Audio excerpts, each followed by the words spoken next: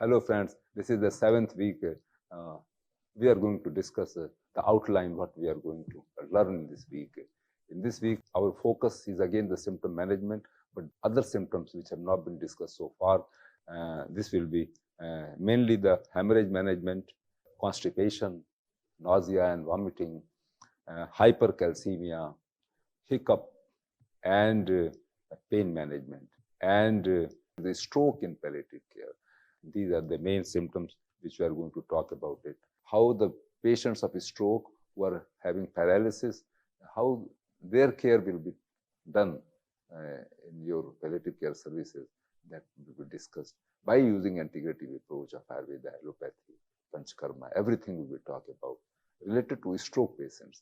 The hemorrhage management is the cause, cancer, medication effect are some of the reason for hemorrhage, and emergency care and integrated therapies are required. And Ayurvedic support, Nagakeshar, Lodra, Ashok, these are the medicines which are especially used in hemorrhage management.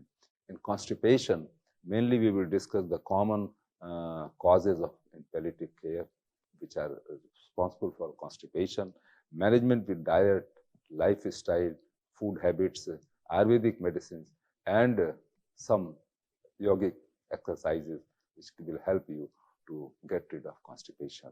And emphasizing the hydration, use of the triphala like herbal preparations, and regular routine that will be discussed. For the nausea and vomiting, we are going to talk about some homemade recipes which help you in preventing nausea and vomiting. Relief through ginger, clove, anti-emetic breathing techniques will be discussed in detail. Lifestyle changes and acupressure will also be discussed. And hypercalcemia is another problem which is very common in palliative care patients. We are going to talk about confusion about nausea and fatigue with hypercalcemia, because the net result is the hyperacidity, nausea, and fatigue. The management with hydration and bisphosphonate like drug, Punarnava and Guruchi like herbal preparations, how they are effective in managing hypercalcemia mediated acid reflux and other symptoms, that will be discussed, and requires useful care monitoring, how to monitor the effect of hypercalcemia, that will be discussed.